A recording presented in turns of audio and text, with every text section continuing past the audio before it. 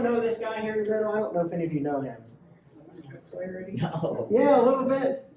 So obviously that's Mr. Mack, who was the deputy commander here for many years. And I've had the pleasure of being mentored for him for almost the last 10 years. So every month we get together for breakfast and we go through a book study and we talk leadership. And it's been one of the most incredible opportunities that I've had. And obviously for you that know him, know that that's a big deal.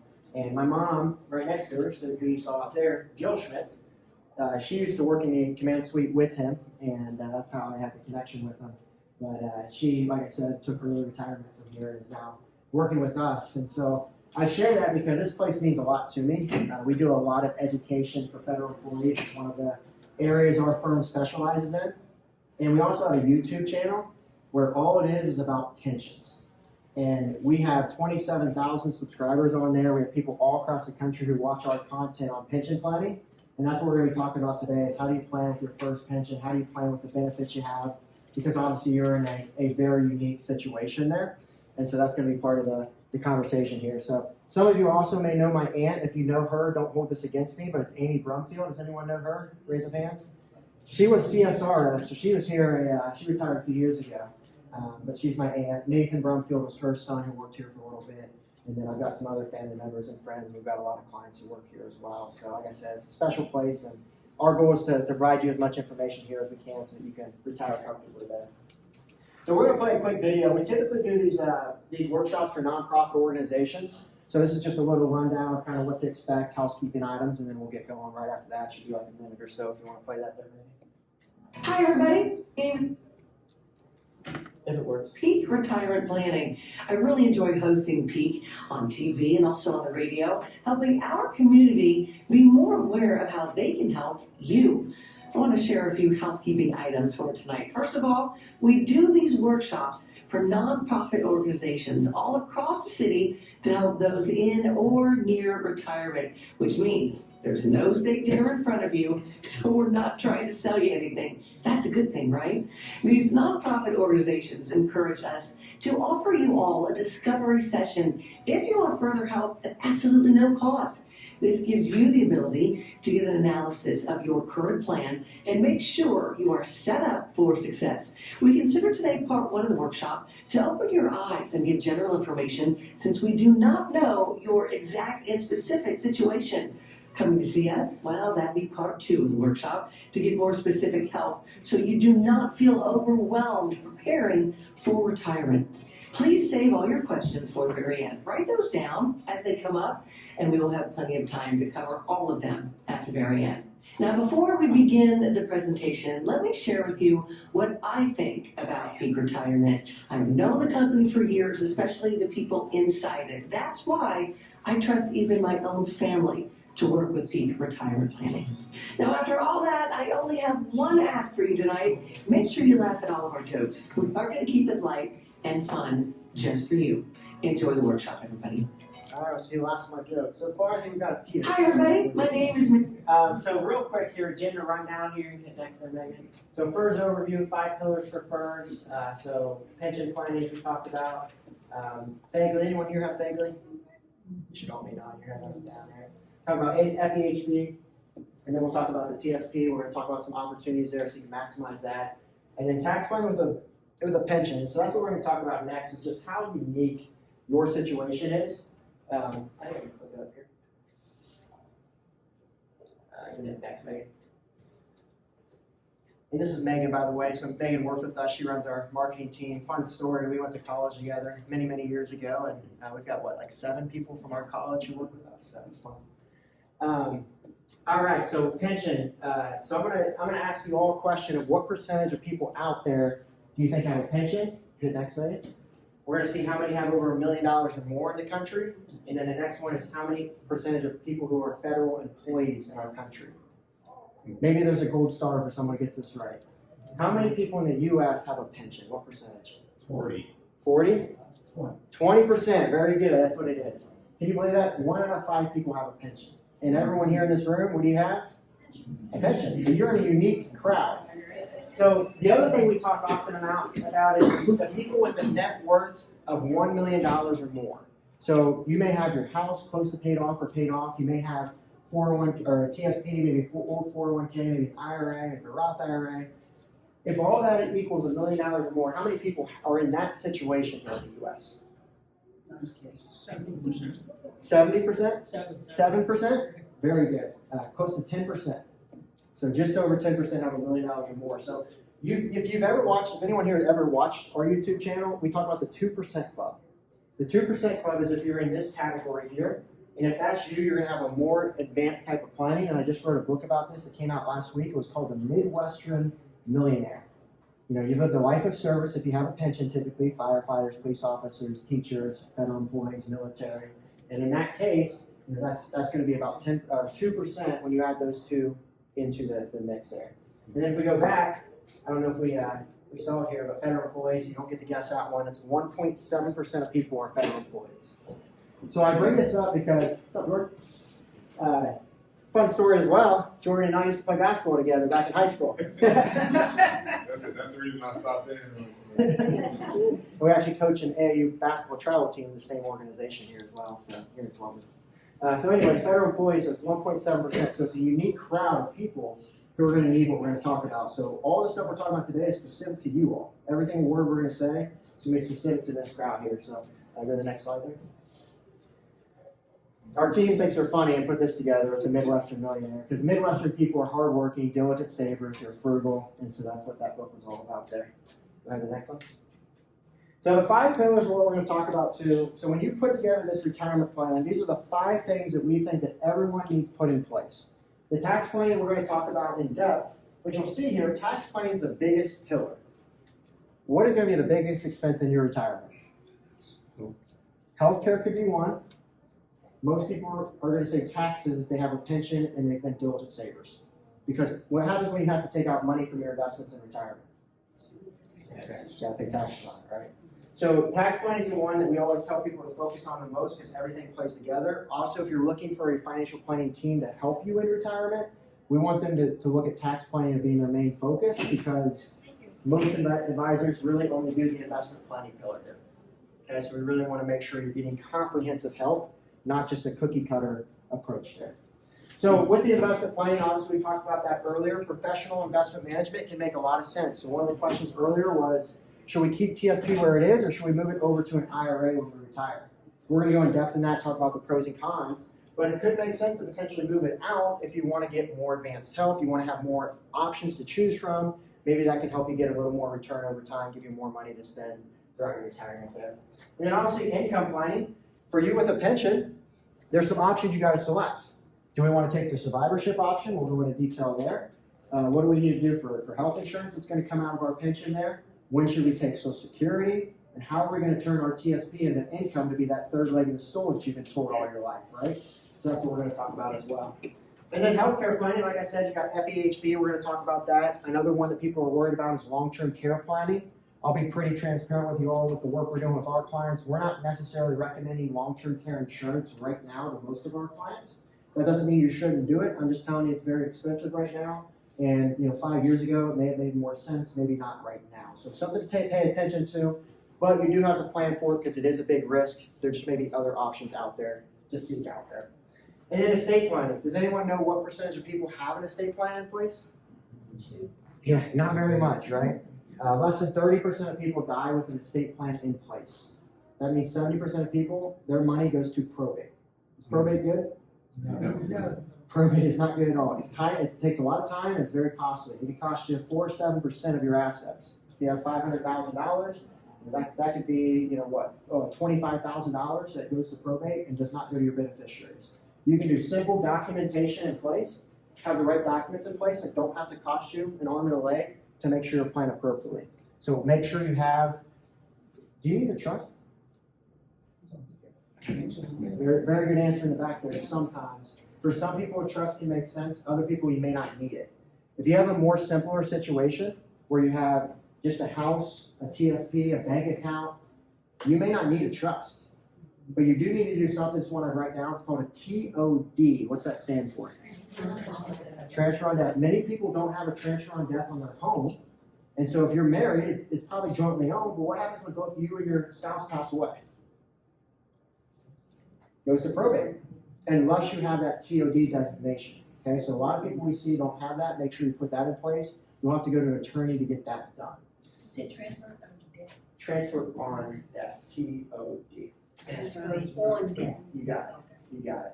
So make sure you have that in place. And then from a trust standpoint, only about 40% of our clients get a trust, to kind of give you an idea if you should or shouldn't. So I know that doesn't help, but at least tells you that you may not need it. So it's going to depend on your complexity and what your situation is. So that's the key there. But make sure you get all the things in place. Power of attorneys are the most important thing in my mind. Who's going to make decisions for you if you can no longer make them? Healthcare and financial. Make sure you have a living will. What do you want to see done if you're in that type of situation from a health standpoint? So meet with an attorney, especially an elder law attorney is typically what we recommend. You know, someone who can deal with someone who's entering retirement and knows that situation better than maybe someone who's 20 or 30, right? Because if you have minor children, you may always want a trust. If you don't have minor children, you may not need a trust. Okay, so those are just some things to consider. I think we go to the next slide here. So, quick question. Yeah, go for it. So the living will is not a substitute for the TOD? Living will is different. So a will, many people think of a last will and testament, that does not avoid probate. Okay, so you would either have to have a TOD, or for your TSP, what do you need in place? If you have a beneficiary, then you're good to go, you avoid probate. Right? On any investment accounts, that, on your bank account, what do you need? It's called a payable on death. So that would cover that. So here's a little screenshots of one of our pension videos. So this is one that we posted, had 248,000 views 2 months ago. And if you want further content, I think you guys got the handouts there. You can scan the QR code to our YouTube page. We've got a bunch of retirement content on there for federal employees and people with pensions. Hopefully that can be helpful there. So the next one here. So as you know with your first pension, I'm going to kind of give you the things to know here. If you wait till 62, what happens? You get a bump up, right? So we had a client one time, they were 61 years old, they said, I'm retiring today and I don't care what you say. I said, hey, you want to work like a few more weeks so you can get a 10% increase there in your pension? What do you think they said? Of course, right? You want to work and get the extra money so you can spend more in retirement. They can make that work. So just be aware of that. If you're close to that, it may make sense to keep working. Some of you say, I'm out and I've got enough money saved and I can do this.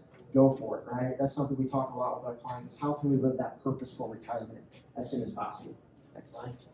So survivor options. So what are the survivor options you have to choose when you retire?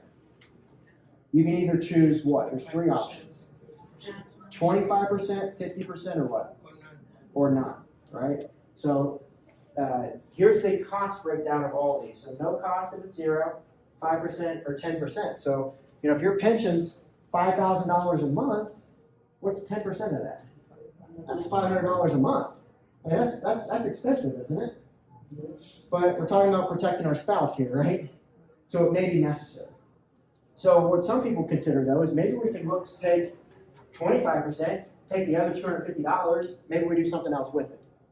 Now, if you do that, you need to make sure that your spouse is good to go if you take the lesser pension option. Now, here's something I really want to make sure everyone's clear on. In order to get FEHB for this survivor option, what do you have to do? 5 years. You have to elect the 25% or the 50%. If you don't elect the survivor option and you pass away, your spouse will not get health insurance coverage for the rest of their life.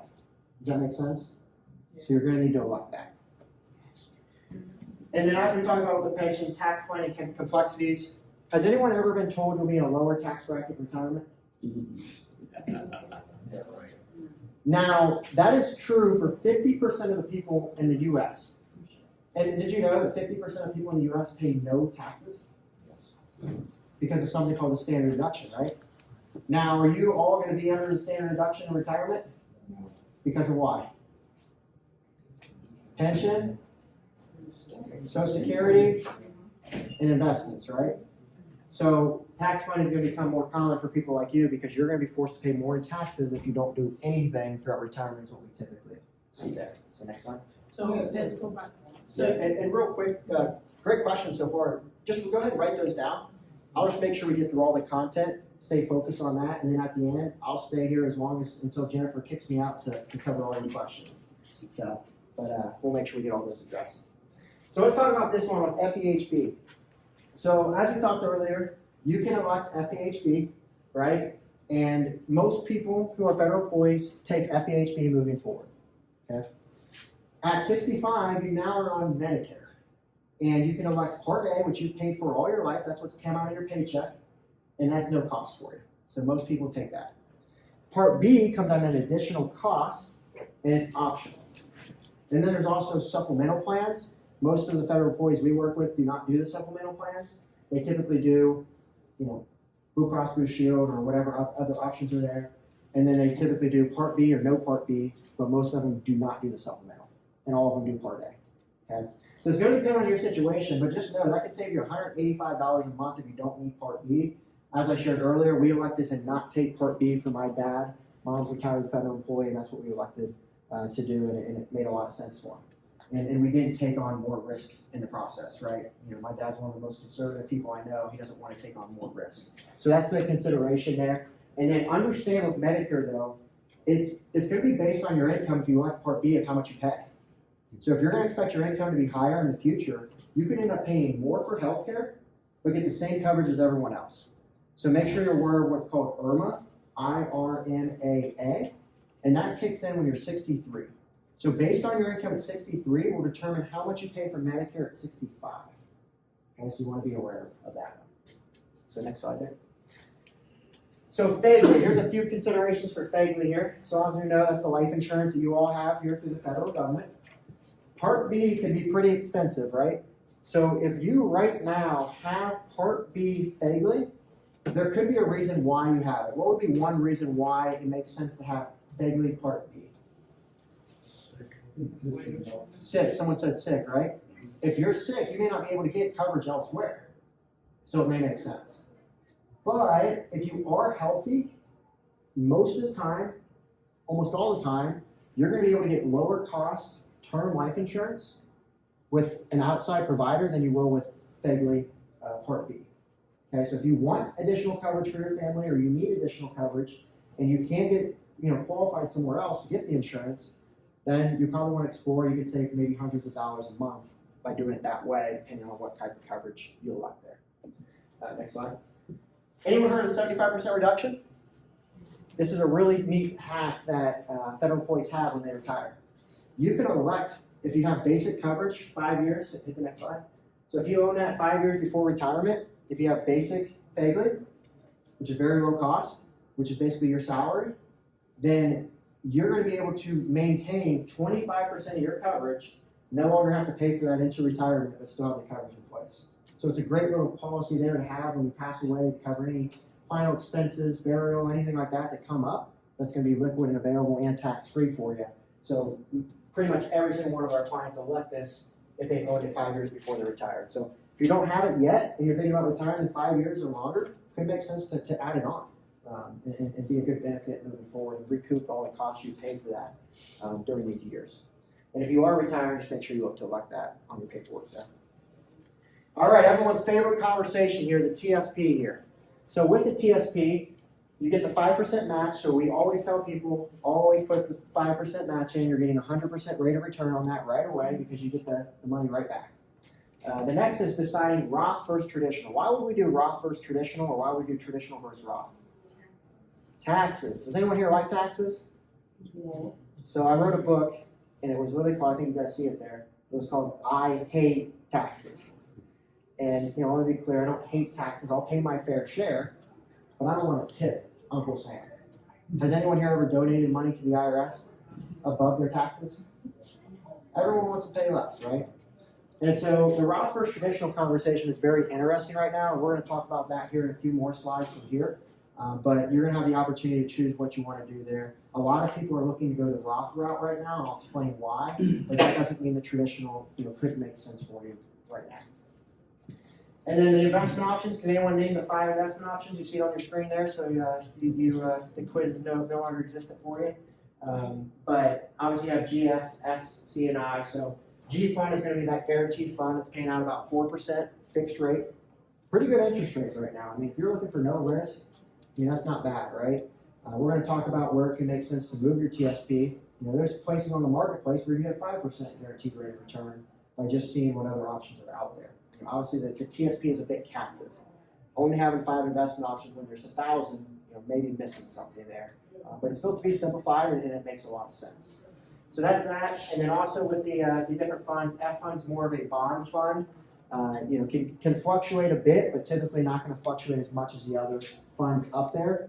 And then it's also going to be a little more consistent and a little less return over time is typically what we expect there.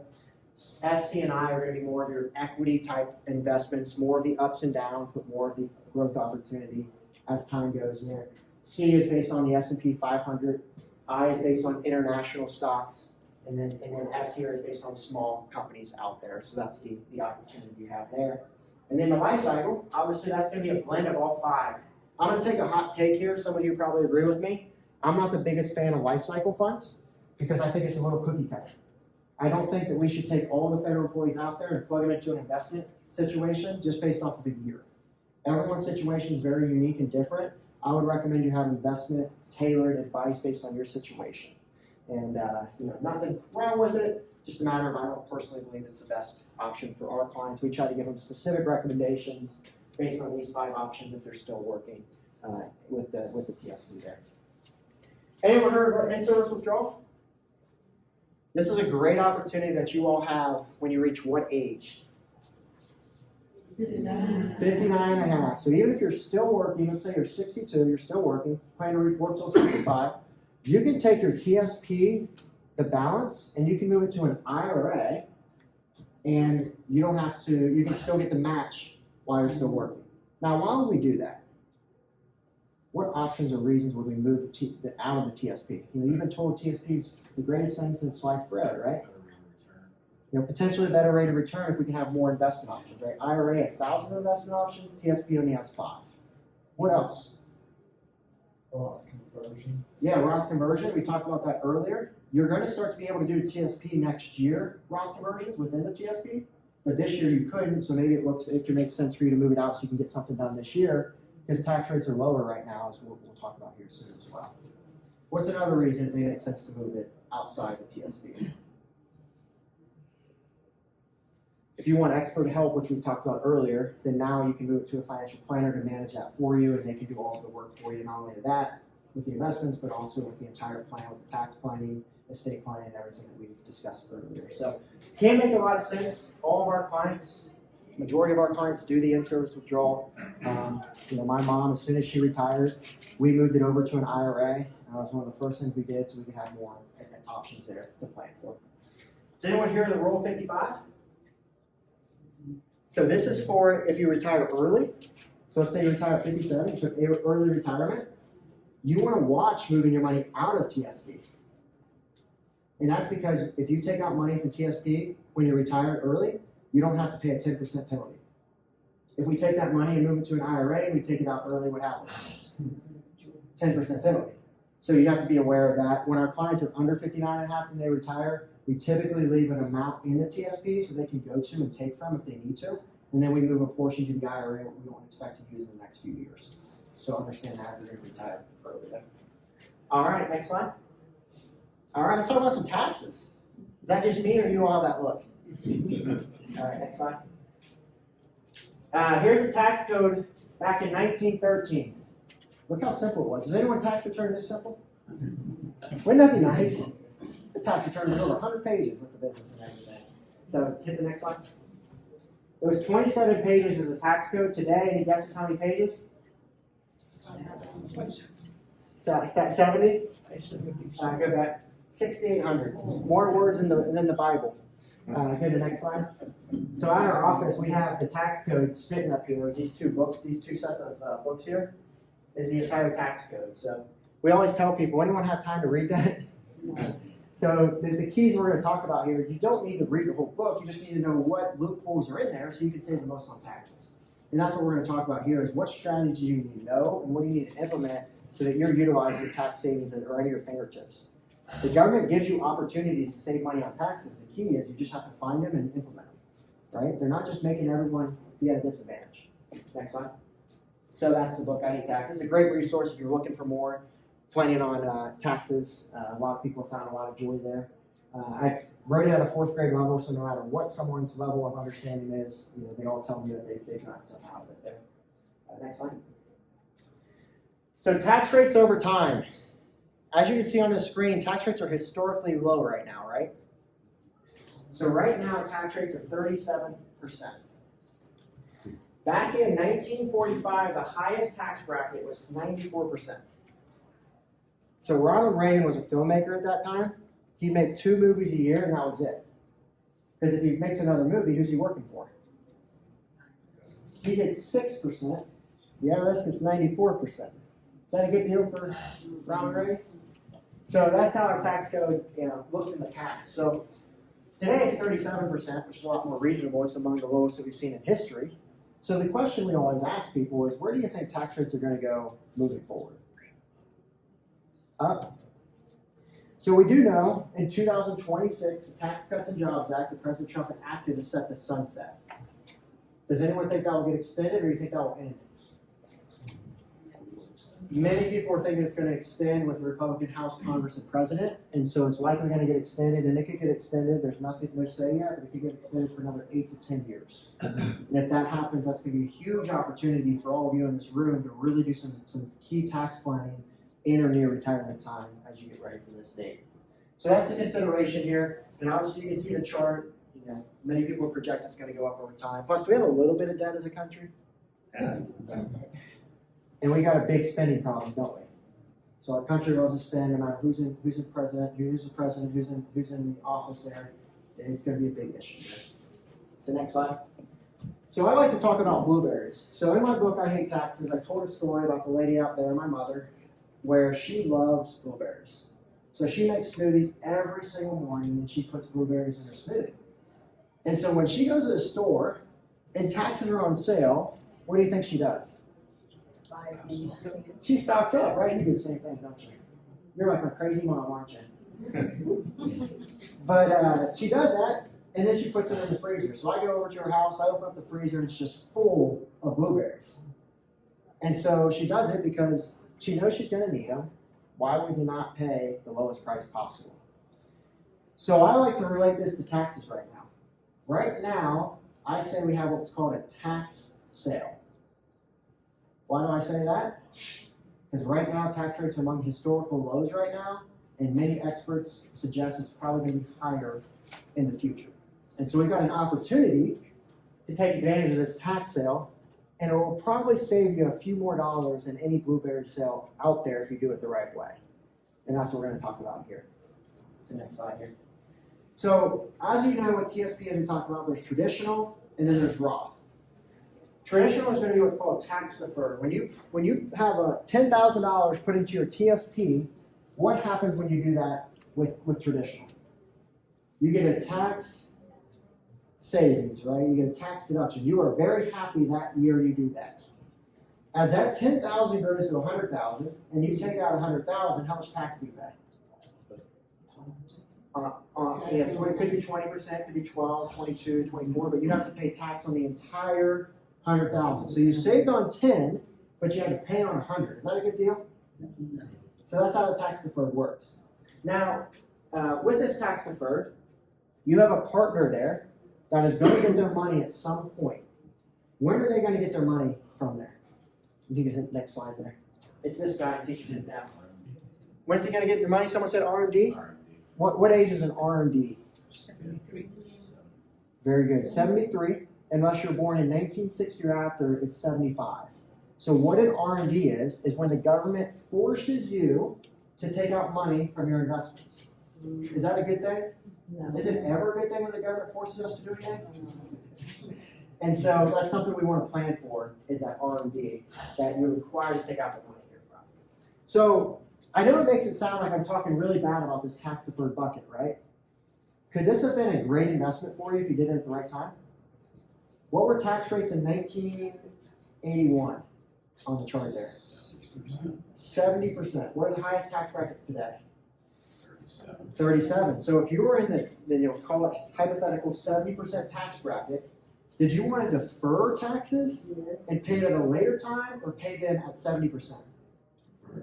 Defer, because what can we pay at right now? 37. So isn't that a great deal? So, if you have the majority of your money in traditional TSP, this is where I say you probably made the right decision. Can I challenge you all? Are we making the right decision today? Is that where we still want our money? If we think tax rates are going to go up. And so that's what we want to consider as we look to plan moving forward. So then the next opportunity we have here is tax-free. So this is the alternative to tax-deferred, the Roth TSP, to give you an idea, Roth IRA, right? This has not been around forever. Since 1997, it's existed. Roth TSP didn't exist until not too long ago, right? As many of you know. So we haven't had the opportunities. Now with the Roth, when you put in $10,000 up front, what happens? You have to pay taxes. But when this $10,000 grows to $100,000 and you take out $100,000, how much tax? 0. So that's the idea of that. So if you had a magic wand, where do you want all your money? In the Roth, right? Where do we all have all of our money at though? Not you, the U.S., all of us? They have it all tax deferred. There's $30 trillion in tax deferred. There's less than $1 trillion in tax free. There's a big gap, right? Does anyone have all their money in Bitcoin? No? What have you been told all your life from an investment standpoint? Don't have all your eggs in one basket. Now, from a tax standpoint, do we have all of our eggs in one basket? No. Is that a good thing? Depends on your situation. But what many people that we work with want to do is look to have more of a balance. We're not here to tell you to move everything over to tax-free. Because what happens if we move everything from here to there? We got to pay a bunch of taxes, and we're going to be at the highest bracket. It may not make sense. But maybe we look to do this slowly over time. So I'm going to talk about a concept here that's one of the most important tax planning strategies that we're doing right now with clients we work with, and one of the most popular we're seeing out there that saves the most money in taxes. And this is something that you can look to start implementing today if it makes sense for you. And so if you are taking notes, definitely write this one down, highlight it, circle it, put it on your fridge, whatever you have to do to make sure you look at this, because it makes sense for a lot of people right now. And this strategy is where you move money from here to here. And what's that called? A Roth conversion. Okay? So if we move it from here to here, though, we have to pay taxes. So we have to consider if that's going to make sense or not. So go to the next slide here, Megan. So I'm from a rural community of Carroll, Ohio. Anyone know where that is? About 30 minutes southeast of here. And I have a buddy down there. He owns an apple orchard. So I asked him, would you rather pay tax on the seed you plant or the harvest you reap? What do you think he said? So this is the concept of the Roth conversion. Do you want to pay the tax on the seed now on your $100,000, or let this $100,000 grow to $200,000 and pay tax on $200,000? Right? Pay on the seed or the harvest. Pay at lower rates or higher rates is a consideration to be had there. So not something that everyone should do as a Roth conversion, but let me give you a rule of thumb to see if this is something that makes sense for you. If you have $250,000 saved or less in your TSP or any of your tax-deferred investments, a Roth conversion may not make as much sense. Why is that? Because you don't have a huge tax problem. When you take out money from those investments, it's going to be a smaller amount over your retirement. But if you have $250,000 to $1 million, what happens? Now that withdrawal that you're forced to take out at 73 and 75 becomes larger, and now that can bump you up tax brackets.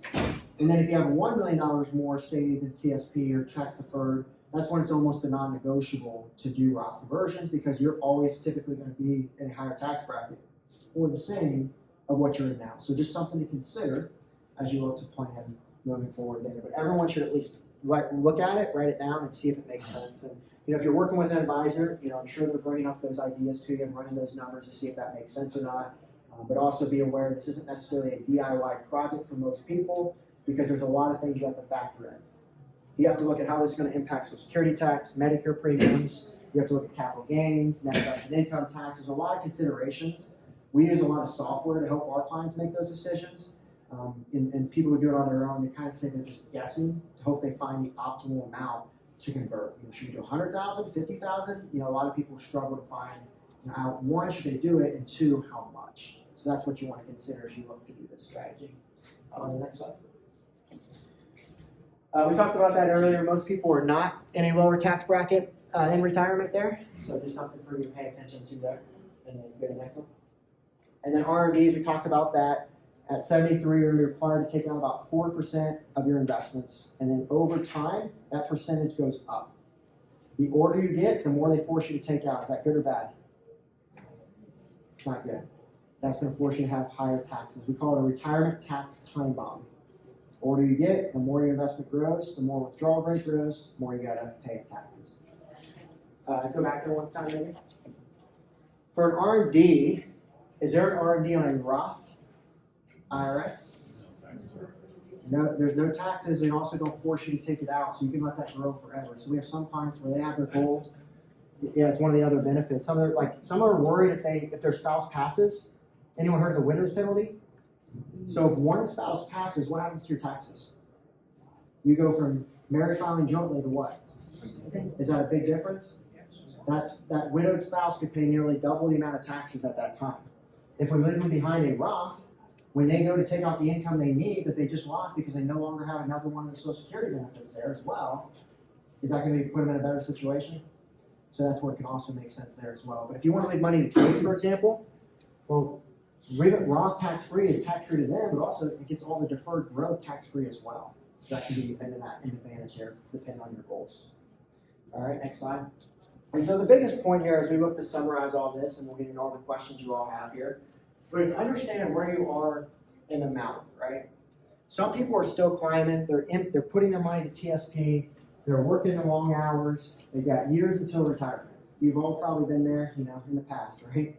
But if you're getting close to this top of the mountain or starting to come down this mountain, things get a little more complex and it becomes a little more advanced. And that's why with our firm, we specialize in helping people who are in or near retirement really prepare for all of the comprehensive needs that they're going to need throughout retirement. All the things we talked about today are the 5 pillars. And we had a guy at one of these workshops, he's actually a federal employee, and he came up to me afterwards, he said, this slide right here, this mountain, this stuck out to me. He said, I've been doing it on my own the last 30 years. I've been doing everything on my own, and I've done really well. He said, but at this point, he said 3 words, he said, I need help. And he said that because he said, I don't want to make a stupid mistake, is what he told me. And so my biggest advice to all of you is just make sure you have a solid plan that you're comfortable with as you go into retirement, because as we all know, we can't redo it. We can go back to work, but maybe that's not what we want to do. And as you know, 1 or 2 or 3 mistakes in retirement can be extremely costly. And if you've already done all the work and you've saved enough money, you're right there. Now it's just about getting to the finish line and just not making mistakes and avoiding any risks there. So that's the biggest advice I have to you all. And you all have the opportunity, if you want to, come see us at our office. We're right next to Riverside Hospital, not too far from here. And we're more than happy to give you some guidance and see if we could be a good fit to help you moving forward there. Just make sure you're on the right path. So all of you have that opportunity. We'll pass out a response form for that here in a minute. And then next slide there. And then my Uncle Chuck here, I've got to tell a quick story here. So my Uncle Chuck is what I call that Midwestern millionaire. And he was a plumber and pipe fitter all of his life. He had a pension. He had a great retirement savings. And he did all the right things. Wife stayed at home, had 5 kids, never made millions of dollars a year, but he did the right things.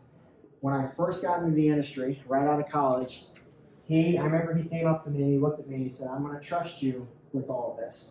And so he trusted me with his life savings when I had no experience and I didn't know what I was doing. And I always say, if it wasn't for people like Uncle Chuck, I'm not here doing what I'm doing here today. That means the absolute world.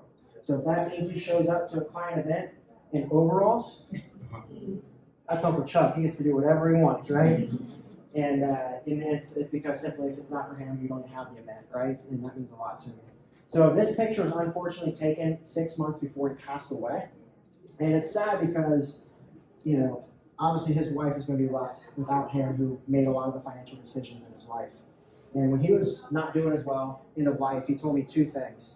He said, 1, always trust a young guy, something he was told, and he was very grateful for my help, and that stuck out to me to this day, and will always be something that I hold dear to my heart. And then the second thing he did is he pointed at his wife and he said, whatever you do, make sure she is taken care of. And that's another piece of advice too I have for you all as well. Is like, hey, make sure you have a solid plan that not only for you, for your spouse, for beneficiaries, if that's your goal, and make sure it's all set. But for him, he didn't know all the financial planning details. He didn't want to know. He just needed someone he could trust to ensure that he got everything done. And he had already done the hard work. Now it's just a matter of putting in the plan to make sure that he was all set. So next slide there. And then the book's there. If you're coming to see us, feel free to grab a book. We got plenty on our lobby. If Megan or someone on our team yells at you, just say that Joe said it was fine, and you'll get a pass probably, hopefully. If not, I'll just calm down.